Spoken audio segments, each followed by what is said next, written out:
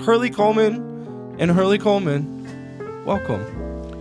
Thanks. We're happy to be here. Yeah, I was driving in the car, and I was telling you this before we started recording. I was like, man, I really got to get Hurley Coleman III, on the podcast. And then I was thinking, but I also, I interview him all the time, so there's got to be another reason. And I was like, I wonder if I could get his dad on the podcast. That's so this amazing. is my first father-son podcast in the history of this come thing. on. Are you serious? First one ever. Oh, that's right. That's cool. Dad. Yeah. Let's do it. Hurley Coleman Jr., Hurley Coleman III, welcome to the show. I think before we start jumping into the conversation, maybe let's give it a little bit of a 101 of who you are and what it is you do, just to give folks just a little bit of background. Well, I'm the third oldest child of our family. My father, Hurley J. Coleman Sr., and my mother, Dr. Martha Willette Chapman Coleman. I have two older siblings, Hurley Coleman Dickens, and she was a principal and a teacher of the year, one of the outstanding educators in Saginaw public school system for years. And then my brother Charles, who is now the superintendent of schools for the City of Saginaw public school. And so I'm Hurley Jr., and I just kind of grew up kind of enjoying being the guy to make jokes and be a center of attention and just trying to make people happy. And I went to high school here in Saginaw, graduated from high school, went to Eastern Michigan, got to Eastern Michigan, and I was pledged in my fraternity, Kappa Alpha Psi, and I went on a meeting with one of the older advisors, and he said, "So what are you going to do with your life?" I said, "I don't know. I'm playing in a band. I'm just hanging around."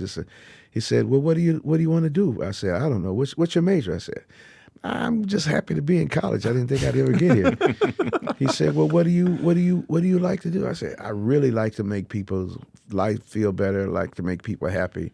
And he said, "So have you ever thought about recreation?" I said, "I think about it all the time." He said, "No. Have you ever thought about it as a field of study and a career?" I said, "I didn't know there was such a thing." Yeah. And I found out that there was a degree in Parks and Recreation Administration. So I got my degree from Eastern Michigan in community parks and community recreation administration, not realizing that would be my career. Wow. And so after I graduated from college, first job was with Washtenaw County Parks. I worked over the summer that I was playing in a band. I thought this was going to be fine. I could do this for a recreation job, play in the clubs, and not realizing that was the way I was going to be. And you just thought that you were going to play all day and then play all night and then welcome to the rest of my life. Play. And that was going to be my life. Then my father passed away in 2001. No. In 1978, I changed, my life changed, and I got in the church.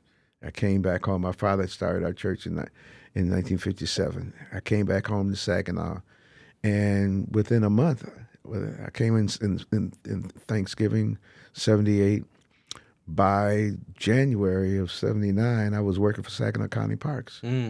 Spent 4 years at Saginaw County Parks, and I was recruited to come over and be recreation superintendent for the City of Saginaw for another 5 years. And then I was recruited to come to Wayne County and be Parks and Recreation Director for Wayne County for 14 years. And that was my life. So I spent my life and career being Parks and Recreation. And I was already in ministry while I was there.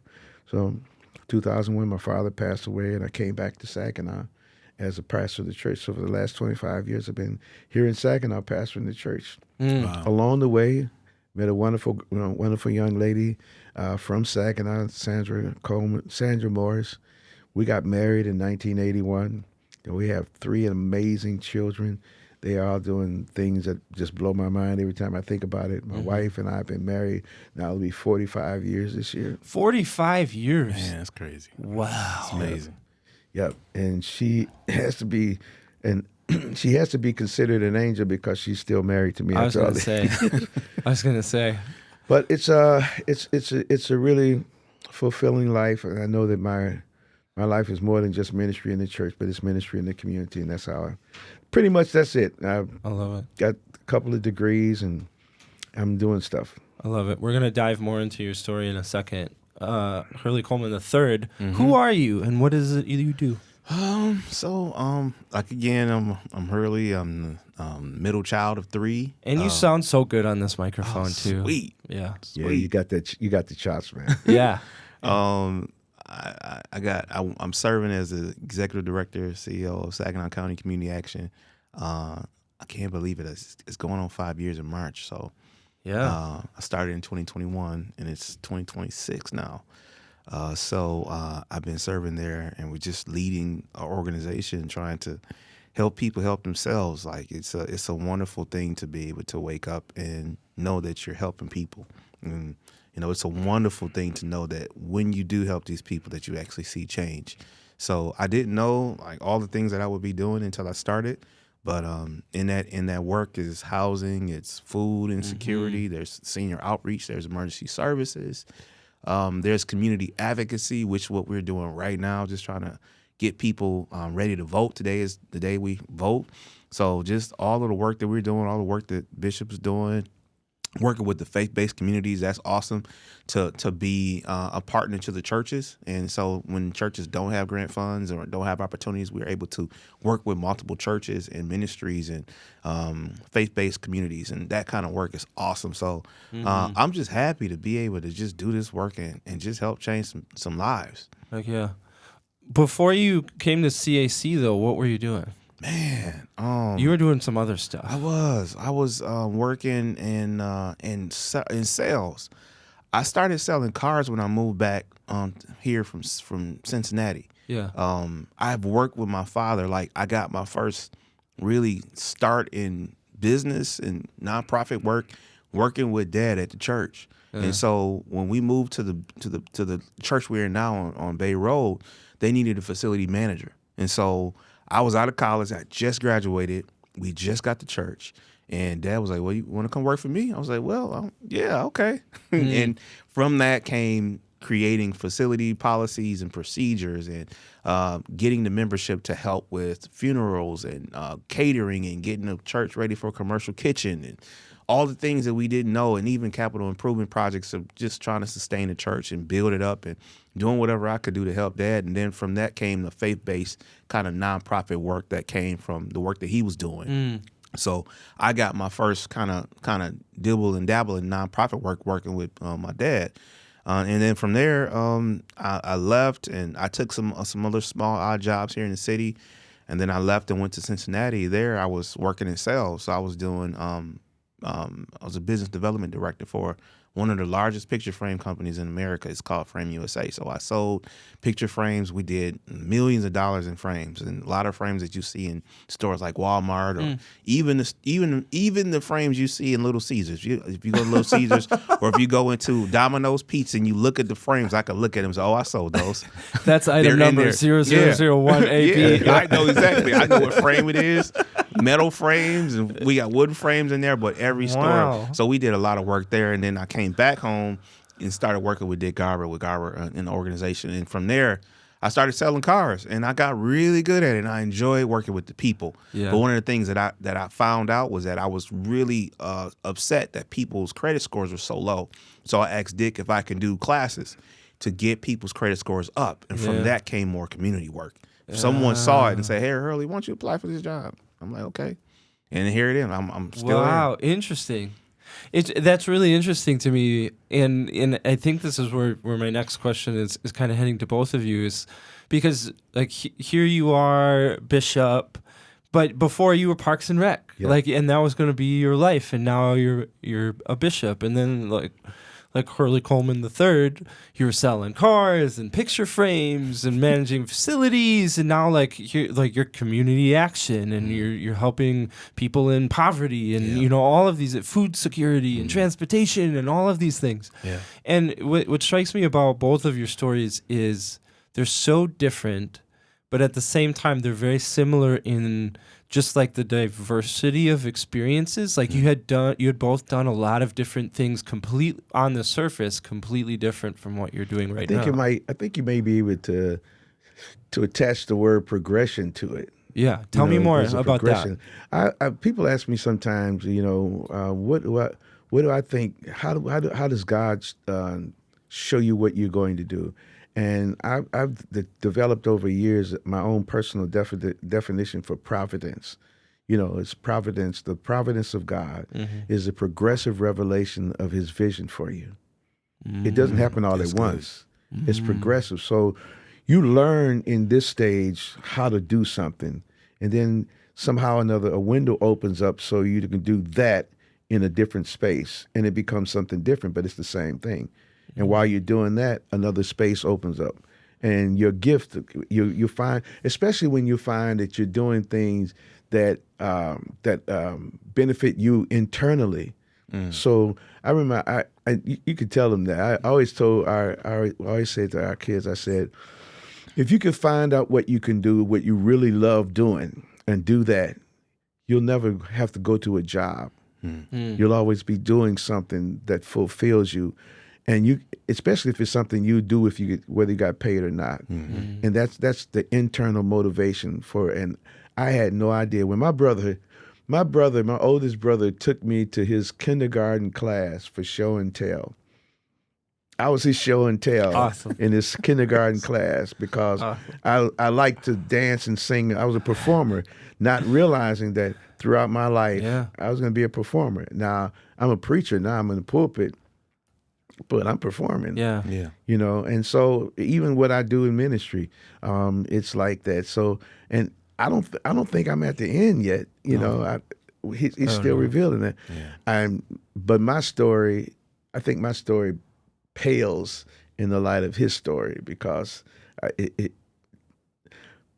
your story has dramatic turns and twists to it, where mine seems like it just kind of goes. This ran out, so this is the next, because I only applied for one job in my whole career.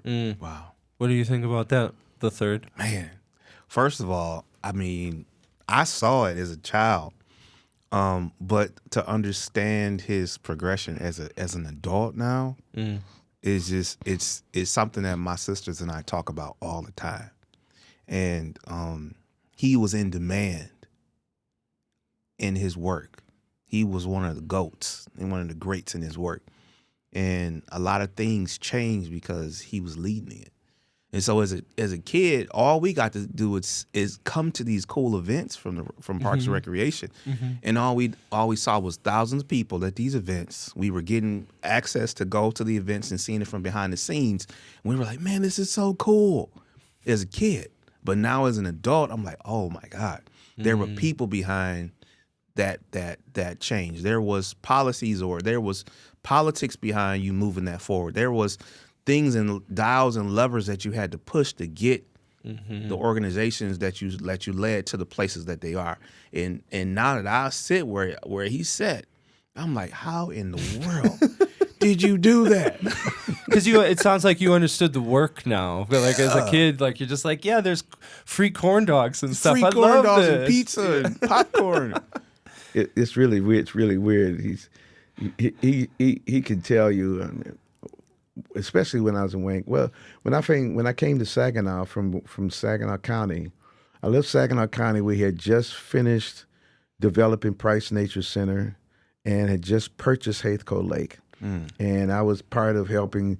John Schultz was an incredible director at that time for the first Parks Directorate I worked with. This guy had an incredible vision for natural stuff, and he's a resource base. He graduated from Michigan State and resource base. I graduated from Eastern Michigan in program administration. I left Saginaw County and came to the city of Saginaw at the time when they were beginning the construction planning for Andersen Water Park. Wow. So we had Mershon Pool. No, we had Mershon Pool over at Houghton School. We had we had the high school pools, and then Andersen Water Park opened up, and I was the one that opened up Andersen Water Park. So the kids got to see the water park opened up, not realizing that almost 20 years later, I would be in Wayne County Parks, and I would be the director of Wayne County Parks at the time when the city of Detroit leased property to Wayne County to build a water park in the city of Detroit, and they were able to see that as well. Chandler Park. It's just things like that, and I didn't think about it. it being such a phenomenal thing. It's just I really, really loved making things happen. I'll never forget we were doing that dedication to Chandler Park, and one of the older women from the neighborhood came up, and she obviously was a grandmother and had her kids there. She came up to me. She said, "Are you Mr. Coleman?" I said, "Yes, ma'am." She grabbed me and she hugged me. She had tears in her eyes. She said, "We never thought anybody would do anything like this for us in our community, in our neighborhood." For me, it was like, do I even need to get paid anymore? Wow. Because the fulfillment of what we do is not always measured in whatever finances that come with it. It's in what difference we make in our lives.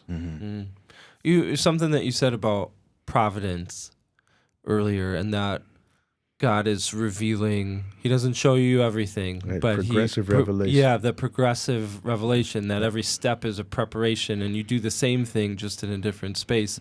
When we were sitting over in the other room waiting for your son to arrive, you had asked me if there was a moment, or when was the moment that you realized that this was your calling. And I kind of told you, like, I don't know if there was a moment, but what you said right now brings to mind an important moment to that. I was a couple years into this community storytelling work, and I had posted a story that I had done on my personal Facebook page, and one of my my fifth grade moms from when I was teaching got into the comments section, Amy Wingeier. She gets in the comments and she said, "Phil, it's I love this story. It's so good to see that you're still teaching." Wow. And I got in the comments and I said, "Hi, Amy, it's so good to hear from you. Like, what do you mean?" And she said, "Well, you're teaching us about our community. Like, these are things that we would not have known had you not done this story and taught us about where we live."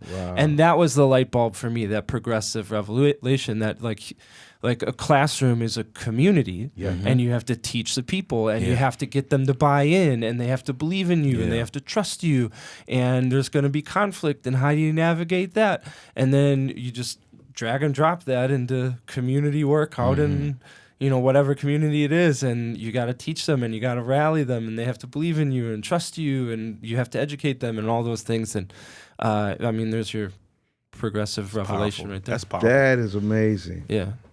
I want to ask you this. Let's keep diving into this. So, like, here you are, both with these very varied experiences, and we just talked about kind of like you're doing the same thing just in a different context. Like Hurley Coleman III, I'll ask you first. How did your previous experiences at the car dealership, selling the picture frames, how did they prepare you for the work that you're doing now? That's a great question, Phil. That's what I do. And It is what you do. man, when I think about the first thing that comes to mind that I think about that prepared me for this, my job that I'm doing now, is failure. Learning how to fail, and when you do fail, how do you learn from it? Tell me about how to fail. There will be moments where things just don't go right. You can walk into a situation that's already been designed for you to fail. In that job what I had with Cincinnati, I was working for a small organization, and pretty much I was brought in to be the fall guy, and I didn't know it. But I truly learned that my impact there, as quickly as I was there, I had changed that organization. I changed it to be more service oriented, to bring up the morale, because if you have good morale within the warehouse, then people will care about the frames that they're making, and then the orders will go out better because you're strengthening the communication and morale. And then just figuring out how to go into different wells. But when I did not stay at that organization due to the politics behind it, I learned that you have to plan. In planning, you have to see things before it happens. You can't just take what you see at face value, but there's always something beyond what you see. And so when I took that into what I'm doing now, I never think that things are going to always be the same. That there always needs to be a plan. There always needs to be a strategy, and you always have to be looking forward to what can happen, whether it's good or bad. You just have to be ready. And I wouldn't have learned that hard reality if I didn't have that experience. Yeah.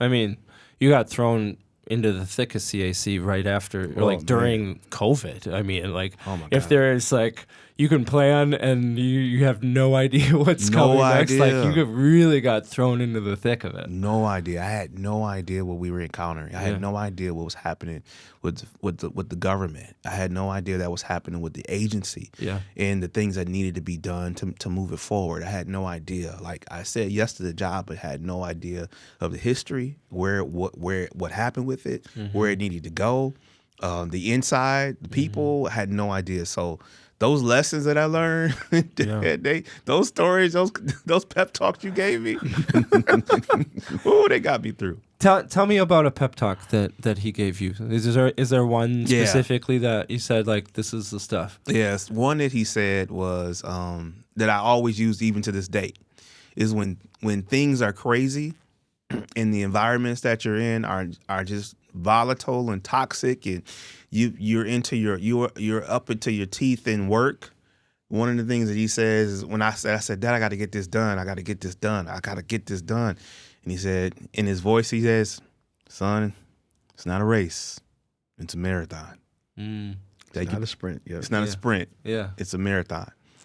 And I was like, okay, all right, Dad, I got you. He's like, it'll come. Just take your time.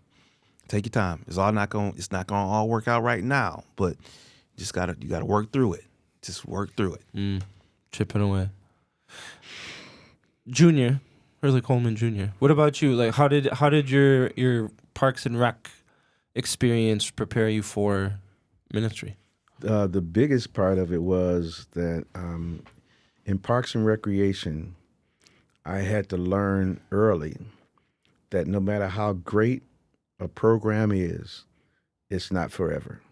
And that later on I would put it into a sermon from Ecclesiastes where it says, to everything there's a season and a time for every purpose under heaven. And my sermon title is Things Have Seasons, but Purpose Takes Time. The best programs that we had, I mean, and for a while there, we were recognized in the city of Saginaw as when I was in Saginaw County, I was part of the National Parks and Recreation Programming Leadership Team, and I would teach workshops and whatnot. We came up with great programs. When I was in Saginaw County, we had this program called Children's Fun Day. And when a person came to us, it was the year of the child. They came to the parks and they said, is there something you could do for the children? And we got with McDonald's and had Children's Fun Day. And out at Emmerman Park, we had well over 1,500 kids at Emmerman Park with Ronald McDonald and everything. And we did it for years, but it came to a point where it just wouldn't work anymore. And so the worst thing you can do is to try to make something happen after its time is expended, right? So every great program, as good as it is, only has a season attached to it. And then you got to know how to shift. And you can't be so married to what has always happened that you're not willing to shift, because things have season. The purpose takes time. So and that happens in my life. This year already, I've had 13 deaths and funerals that I've had to deal with just this year already. Wow. In our congregation or connected to our church. Every one of those persons that passed away had a family that I had to try to minister to. And none of them were throwaways, every one of them, but all of them had families that had to continue living after that person was gone. There are things that we're doing at the church now that I would love to have been able to do 15 years ago, but I couldn't. And there are things that we did so well 15 years ago that I can't even make happen now. Mm-hmm. I can't get lost in what was, because then I'll miss not only what is now or what I can go to, because things have seasons. So one of my biggest lessons was, it actually came to me. I was in a conference, one of the National Parks and Recreation conferences, and we were in this meeting, and one of the persons came up to me and asked me, so how do you figure out who to hire? And what, how do you figure? I said, that's a good question. I'm not really sure. It was early in my career at Wayne County, and I had a lot of people to hire, a lot of positions to fill. And I said, so what do you do? And said, well, I look at their resume, and then I look at their academic record. And I said, and so what do you do? They said, well, the first thing I do is I try to separate the people who got all A's from the people who got A's, B's, and C's. And the people who got 4.0s, I don't hire them for jobs that really need a lot of creativity. I hire them for jobs that need a lot of analytical thinking and rote responsibilities and they can memory. But for the person that needs to be really creative, I look for that person who had a C average because they made it without being perfect. Wow. That became one of my mantras, and it resonated with me because I graduated from high school with a C average. I graduated from college with a C average. There you go. And I never thought I was. C stands for creativity. That's what that means. So that became something. So I never looked past people's creativity, no matter what their academic preparation is or what their history is or whatever. That's good. And you get with them right where they are, and then help them to be fulfilled. Now, that may be not. No, I love that because I think that speaks to kind of what you both were saying before about like things change and you need to be ready to navigate that change. And like here you're talking about like you need to recognize the different gifts of people and then figure out how they can contribute. And I think in both of those situations, both those concepts, like it really takes leadership. It takes a good leader to be able to think ahead and say like, this is going good right now, but what happens in 5 years? Or when we're starting to feel like this has kind of run its course, where do we go next? Or I have somebody who I think can really contribute, but we're trying to figure it out. Like, how do I bring them into this?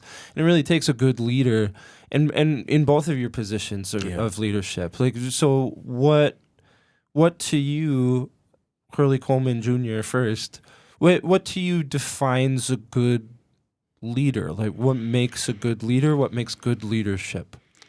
Well, a good leader knows how to cut a path, but leadership is following the path. Tell me more about what you mean. Well, a good leader is a guy who can look through a place where there's no path discernible and find the way to make a path in there. But leadership has to have the ability to have everyone behind you following that path along the way. So there are some good leaders who are great explorers, but they won't be good at leadership. They'll be better at being a scout. They'll be better at being somebody who cuts the trail, and then maybe that's their whole purpose. And the leadership comes from someone who knows how to follow it. That may not be technically the way it goes. It may not fit anybody else's. But for me, I know that in every group there are leaders, and then there are people who have great leadership skills. I think in the conversation I had yesterday with Brian Pruitt, we talked about this a little bit, and in that there's a difference between being a leader and being in a position of leadership. And being a leader is a choice that says like, who's with me, as opposed to like my way or the highway. I learned something through the process of all these different jobs. When I was recreation coordinator, I was a program guy. I put the program together. I didn't have a big staff. At the City of Saginaw, I was a superintendent, so I had staff. And then when I got to Wayne County, it was all of that at the same time. And what I found out was that you can be the boss of an organization, but if you don't have leadership behind you, you're not going to go anywhere. So it's leadership that has to be invested in the culture. That some of the best leadership happens from people who are not the person in charge. It's That's true. good. It's true. Hurley Coleman III, what do you think? What defines good leader or good leadership?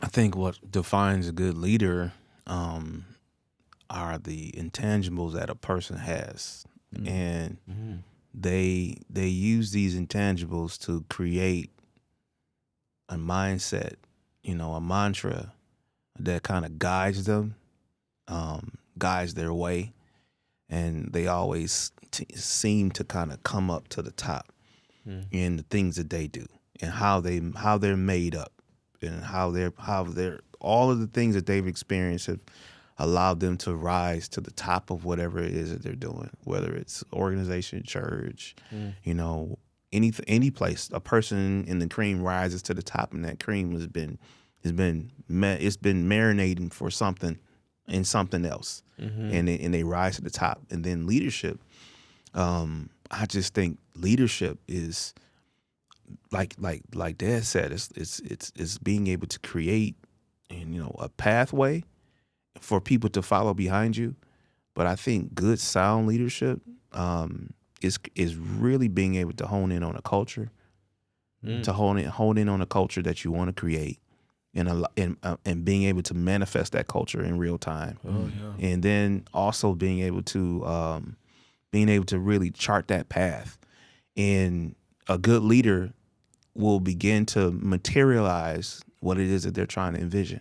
And so, week by week, day by day, month by month, year by year, you're seeing change. People who are following you are seeing the change. People who are watching you are seeing the change. Even your enemies are seeing the change because you have figured out a way to create what it is that you see, and the people that are following you are able to buy into that and help you create it. Yeah, I love that you honed in on the culture part of it, because you can't, when you're talking about groups of people, you can't transcend your culture. Oh, that's right. Like if you don't trust anybody, if there's fighting, if there's conflict, if there's poor communication, like it doesn't, like those plans can be given to you by God himself, written on those stone tablets. And then when you go walking down the mountain and they're worshiping the golden calf, like it doesn't matter, like at that point, because the culture is broken. Right. Yeah. So I love this idea of like envisioning the culture that you want and that you need, and then being the person is like, okay, then how do we get there? And understanding it's going to take a while. And so how do we take those incremental steps over time to kind of create these cultures? I've got a friend of mine that works with different communities as like a city planner, community planner, and he uses the phrase, communities move at the speed of trust. And I think about that all the time. That's good. Yeah, you can steal that if you want. Hey, you got it. Use it in the next sermon. It's in the list now. Yeah, because and I think about that like in the work in Saginaw or whatever community it is. We're so quick to talk about politics and policy and issues, and we definitely should and we need to.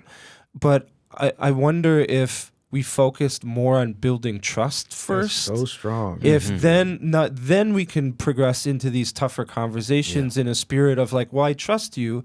And so then when we disagree, we understand like, well, we both have the best interests of this community at heart. And it's not, I'm just firing torpedoes at everybody who disagrees with me. I wonder if we took a trust first approach and addressed trust. And because it's so easy to like kind of go back and forth on the internet and social media about policies and issues and things, but I don't know you from anybody. Right. And so we're just kind of firing torpedoes at each other. It's like communities move at the speed of trust. I love that. That's a good. big statement. There's one of the great leadership instructors or gurus or people that I've studied from time to time. His name is Sam Chan. And he has a statement about that. He said that culture trumps vision every time. Oh, yeah. Yeah. And so if communities move at the speed of trust, then that means that there's a culture that's built like you said, you build the culture of trust. So you recognize what the culture is, and then people within the culture, they do what they always do because they trust that it's always going to be what it always was at some point in time. If it moves, it changes. It doesn't change because you change the culture. It means that the culture trusts you enough to follow wherever it's. That's huge, man. Yeah, it's like like to me, it just determines everything. Like if I use it, I'm gonna give you credit the first time, but after that, I'm on it. That's fine. You can write it on like a headstone. Like you can take credit for it. Communities move at the speed of trust. Yeah. Think about what you just said and consider our community, the community we're in now, Saginaw, with all the things that's going on, all the challenges that's going on, the different levels of government, different levels of organization, the economic development. Seems like the economic development world is going this way, the academic world is going this way, the faith community is going this way, social action community is going this way, and then there's this commonality of people in need that's right in the middle, that's waiting for somebody to say, "Oh, how are you going to save us?" And where is the trust factor in all of that, and what would instigate the growth of trust when it looks like the economic development agenda is against the community service agenda? Yeah. So I mean, let's just riff on that for a little bit. Yeah. To me, like the first step is consistent communication. Like if I don't talk to my wife for weeks on weeks and weeks and weeks, or we have minimal conversation because we're busy with work or whatever, that it's going to be really hard to have a strong relationship simply because the mechanics of the relationship aren't there. So there's got to be like clear and consistent communication. Yeah. But there's also a really interesting study on trust back in the I think the 70s. They wanted researchers out at like Harvard, Princeton, the Ivy Leagues, they wanted to understand why people bought from one brand instead of another. So why did you buy Coke instead of Pepsi and vice versa?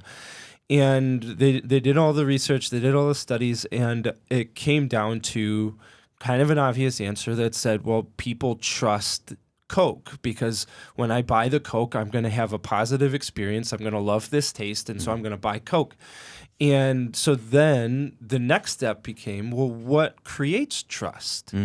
How do we create trust? And through all of the studies that they did afterwards and all of the infinite elements of human personalities and things like that, they narrowed it down to two elements. And in order to create trust, you need to display warmth and competence. Some people use empathy and authority.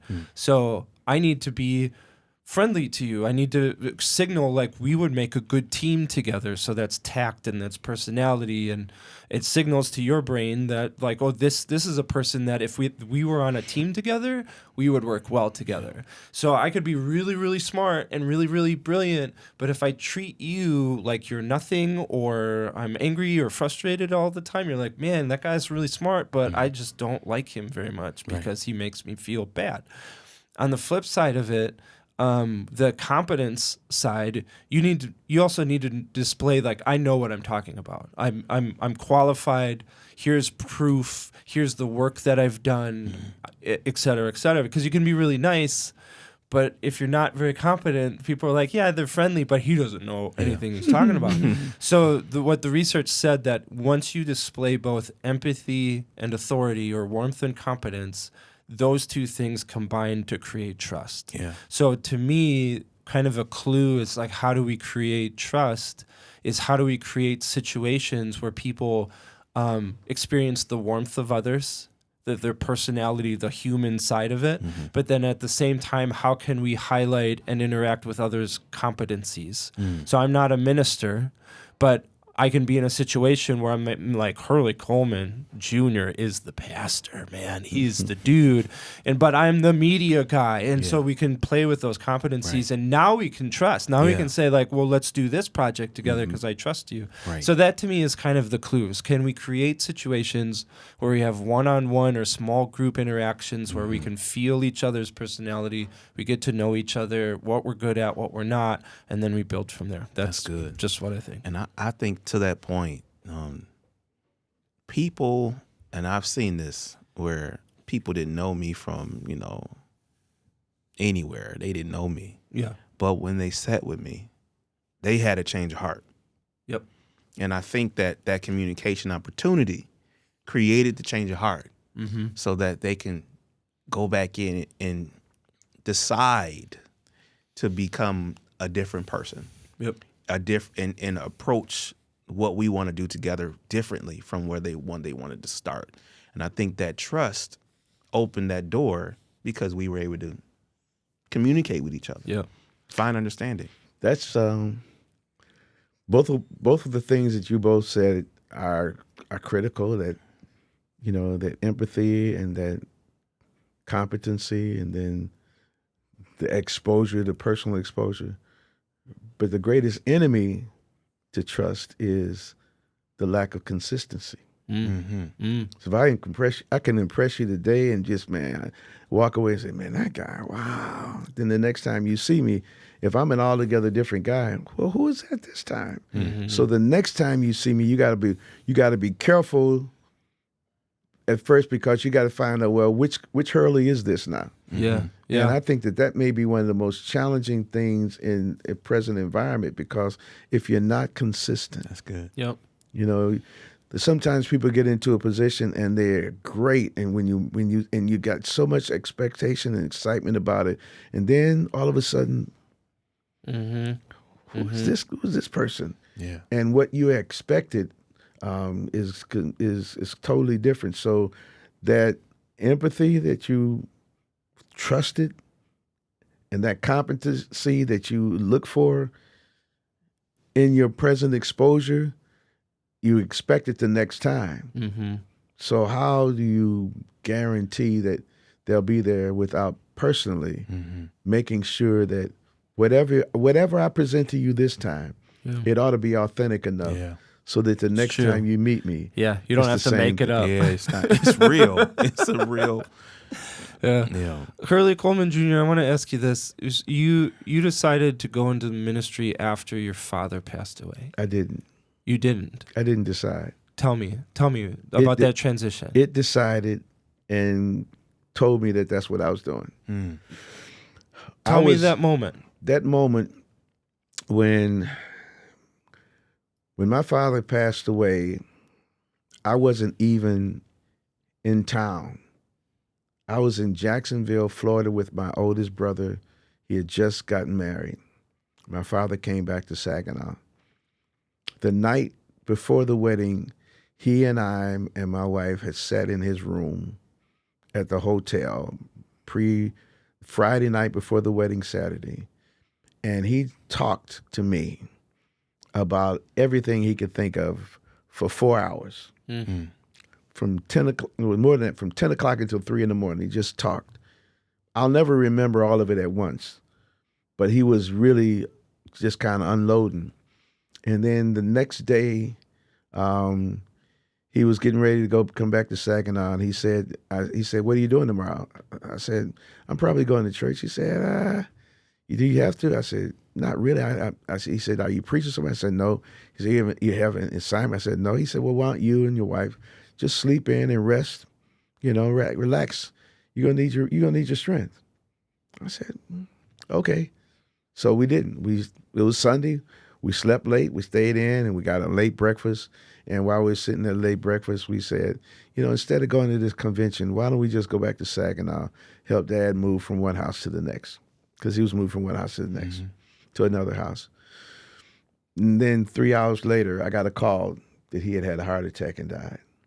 So we were going to go back to Saginaw and help him transition from one house to the next. Wow. When I got to Saginaw, all of a sudden, there was no question that I had to provide spiritual leadership for the church and for the family, because at that point in time, I'm the senior ordained minister in our family and in the church.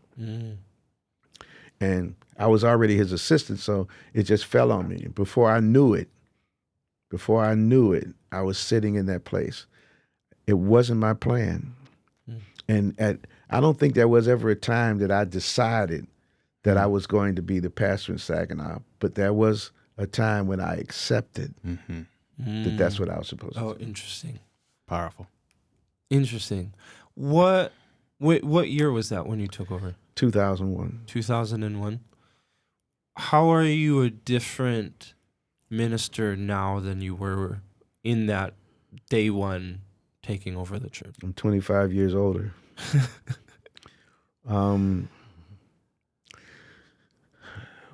What those years taught me was that destiny and purpose, and this is going to sound kind of kooky for people who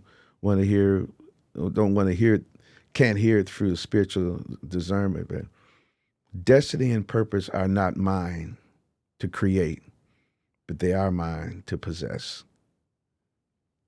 And that destiny and purpose for Hurley Coleman Jr. was something that was created before I was born. And so it's now mine to walk in it. So that means that I've got to walk by faith. That means that I automatically accept that there are going to be things in front of me that I have no idea they're coming. I have no idea it's going to work out. I have no idea how I'm going to deal with it. But my faith says that if I come to it, that I'll get through it by the help of God. That is not the guy that was standing at my father's casket 25 years ago. Different guy. Who was he? That guy was a guy that wanted to spend the rest of his life doing parks and recreation and retire on a golf course and just, kind of chase balls for the rest of my life and be happy and have fun. Have a great family and have fun. Hurley Coleman III. You're 5 years into CAC. How are you a different? And I think we've had this conversation. You do define your work at CAC as a ministry. How are you ministering different, or how are you a different leader from the person you were day one in 2021? I was excited to get the opportunity. I spent a lot of my career feeling like I was cast aside or looked down on. Yeah. Like I wasn't qualified enough, and so I operated when I started with, man, I'm just grateful to have the opportunity. I'm grateful to be able to help people. Grateful to be able to do this. And 5 years later, I'm still yet grateful. I'm still yet thankful for the opportunity. I still appreciate the fact that I'm one of a few executive directors even in the country that are Black. And so I do take that, with a grain of salt, and I'm grateful and humbled by it, and thank God for that opportunity. But I think the areas that I changed is that I did not know the weight of being number one. There's a weight to being the one where it all falls on you.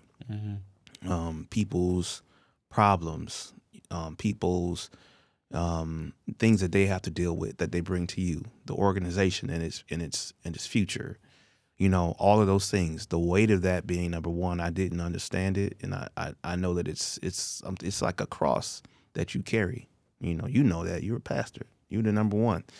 So I didn't understand that weight until I took this 5 years later, and my takeaway is it kind of stems around the area of responsibility. And I'm a lot more responsible these days. I'm a lot more careful these days, and you got to learn quick. You have to learn the lessons quick and know that you're number one. So you gotta learn quick. And so there are a lot of things that I wouldn't do now that I maybe have done to start that I wouldn't do now. Yeah. And I'm not upset about what's happened 5 years later. Because just like Dad said, you said it so well. I have to think that everything that I sacrificed, everything that I've had to do, was a part of the plan, and so I have to be okay with everything that is different in my life now, 5 years later. So I am a totally different person. I'm a totally different person, but yet I'm the same. I don't know if that makes any sense. Yeah. Minister Coleman, what would you say to your son? Like talking about this like burden of leadership and the kind of the isolation that comes with that. What would you say to him? The perspective that I have is a scriptural perspective, and it's from one of my favorite books in the Bible, written by one of my favorite characters in the Bible. Apostle Paul writes in the 8th chapter of Romans, this verse that says, "And we know that all things work together for good to them that love God and who are the called according to his purpose." Whenever you're in your purpose, not that you made for yourself, but the one that you're called to, things are going to happen, right? But ultimately, you have to believe that everything that happens is going to work to your good. And then you have to resolve that if all things are going to work together, then all things have to happen. I mean, I was Deep. Hurley Coleman III, as you were talking about like that burden of leadership, the picture that popped into my head was Jesus by himself in the Garden of Gethsemane the night before. He's like, Father, like if there is any other way, this cup pass. Like if there's any other way that we can do There's this, got to be another way to get this done. yeah, like so you have Jesus himself saying like this is too much. Like this is too much. Like if God himself is feeling the burden of leadership, who are we to assume that we shouldn't also feel the same? Or that we'll escape it. Or that will escape it. Yeah. Like it's not a privilege that we're promised or given. And so it's I think that kind of living in those two worlds of it, like we have to embrace it, but at the same time it doesn't make it easier, like because you have to embrace it. Like also to just talk to your boy Paul, like he talks about the thorn in his flesh. He's like, man, like you got to take this away. Take this away, please. You please take this away. Especially since I've seen you do it for so many times for so many other people. That I'm your guy. Right. I'm your guy. I'm Paul, man. Come on. At least you can do this for me so I can keep going. Yes. Nope. Yeah. Yep. No, you got to have this, man. Yeah, you got to keep it there. You got to carry this. I want to ask you both this. What, because I love my angle of like I'm sitting at the other end of the table, like watching you two kind of talk and look at each other and like have this kind of conversation that I'm just a witness to. What, Hurley Coleman Jr. first, what is something that you, now looking at your son in the position that he's in and the things that he's done, what is something that you admire about the person that he is or has become? Pretty much everything. Wow, Dad. I'm completely overwhelmed by the man that he has become.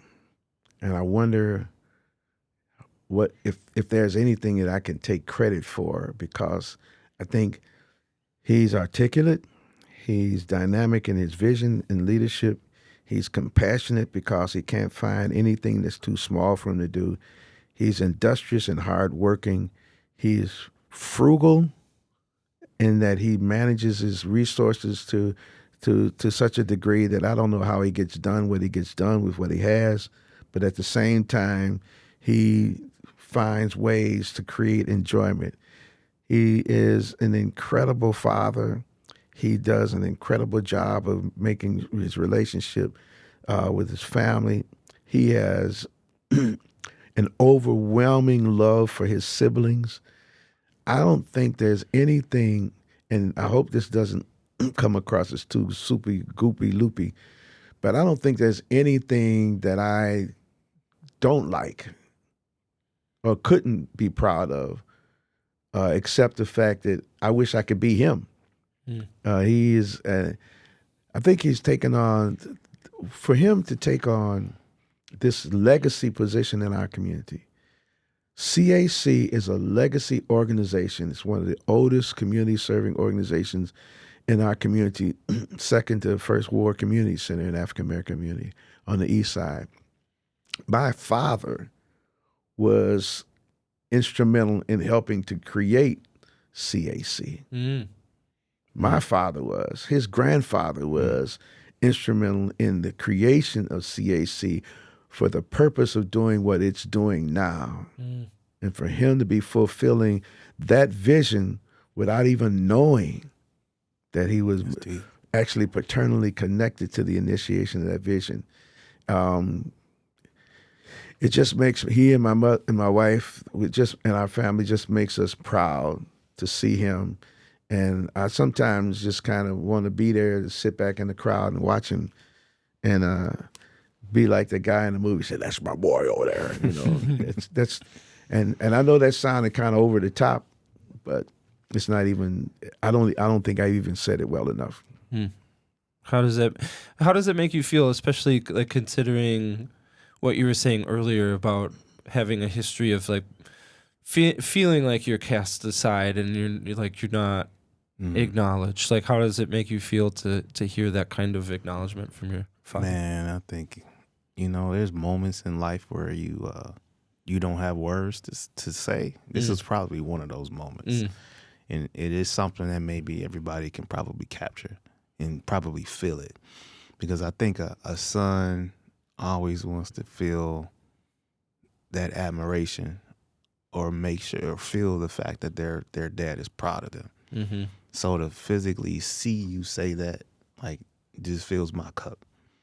And it makes the sacrifice and makes the stress, makes it all worth it when your dad can say, "I watched you do this and I'm proud of you," and then list off the things like, man, like I'm full. Yeah, he was going finger by finger. I'm full as a son, man. Like there's nothing left in me that won't be able to appreciate this moment. I probably will live with me for the rest of my life because a son wants to know that. And I know you said it time and time again, but it gives you the strength that you need to keep going. And so it becomes your armor, it becomes your protection when you feel that and know that you're supported. And that's important. When you walked in, your dad and I were talking for a little bit, and you walked into the studio, and I said something like, "Well, you can just sit in the car." I'm like, "I'm loving talking to your dad." You were just like Hurley Coleman Jr. He's the man. Like he's the man. And I just saw that the immense amount of love and respect that you have for your father. Like where does that love and respect come from? What is it that you love or that you've learned about? I think as a child, he took me with him. He took me with him on his journey. And as a child, I got to see him in his spaces. As a 5-year-old, I was looking up at him, tugging at his pants leg because I couldn't reach his belt. But him standing next to my grandfather in a prayer circle, him walking through the renovation of Phase 3 in the 80s, and I'm a child. And him walking through smelling the new paint, the new drywall at the church on Wadsworth. But he took me with him. So he's taught me the things about life. He showed me what it means to go to college, how to graduate, how to get through it.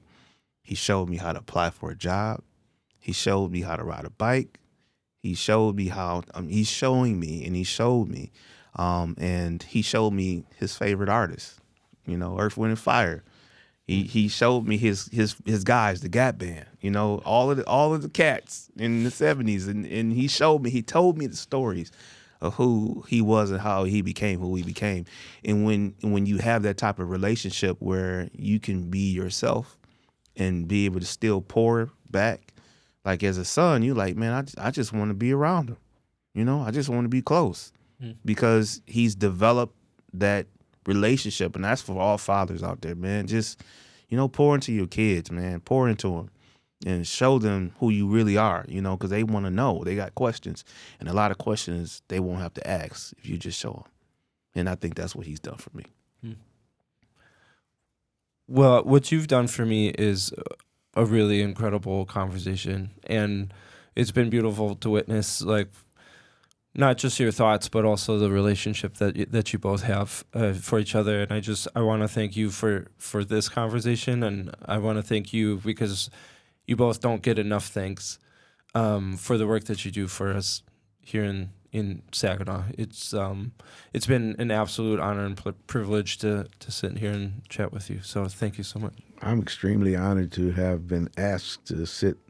I never anticipated being a part of a podcast, and you being so well recognized and well presented. And Saginaw doesn't even know how significant it is to have Phil Ike in our community. That's right. That's right. I mean, doing what you're doing, communities all over the country, and it's not going to be surprising to me that when the world of podcasts starts getting Grammys, you'll be in the list. Yeah. Because your resume is amazing. So for me to be invited to be here with you, and then to be in a program with this guy, I all I need now is ice cream and cake. It's the greatest party in the world. There's a great ice cream place right across the corner. That place is good. It too. is so good, cream and sugar. Well, I want to thank you guys so much for the time for the conversation. Hurley Coleman Jr., Hurley Coleman III. Thank you so much, man. Thank you. Thank you. Thank you. You guys are awesome. Ooh, that was amazing. Wasn't that cool? That was great, man. Yeah. I don't know.